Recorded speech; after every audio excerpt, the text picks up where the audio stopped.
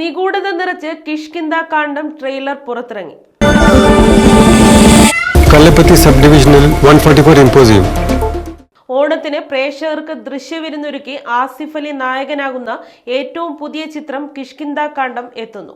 ചിത്രത്തിന്റെ ട്രെയിലർ പുറത്തിറങ്ങി മണിക്കൂറുകൾ കൊണ്ട് തന്നെ ട്രെയിലർ 3 മില്യൺ കടന്നു.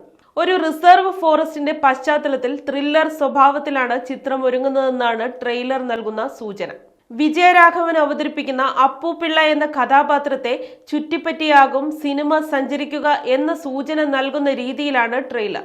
ഗുഡ്വിൽ എന്റർടൈൻമെന്റ്സിന്റെ ബാനറിൽ ജോബി ജോർജ് നിർമ്മിച്ച് കക്ഷി അമ്മിണിപ്പിള്ള എന്ന ചിത്രത്തിന് ശേഷം ദിൻജിത്ത് അയ്യത്താൻ സംവിധാനം ചെയ്യുന്ന ചിത്രമാണ് കിഷ്കിന്ദ കാണ്ഡം.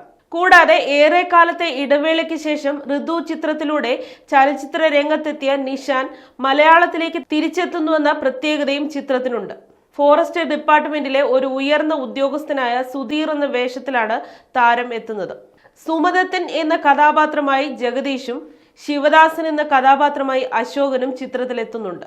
അപർണ ബാലമുരളി നായികയായി എത്തുന്ന ചിത്രത്തിലെ മറ്റ് സുപ്രധാന വേഷങ്ങൾ Vijayaraghavan, Jagdish, Ashokan, Nishan, Vaishnavi Raj, major Ravi, Shebin Benson, Kottayam Ramesh, Bilas Chandrahasan, master Aarav, Jibin Gopinath തുടങ്ങിയവരാണ് അവതരിപ്പിക്കുന്നത്.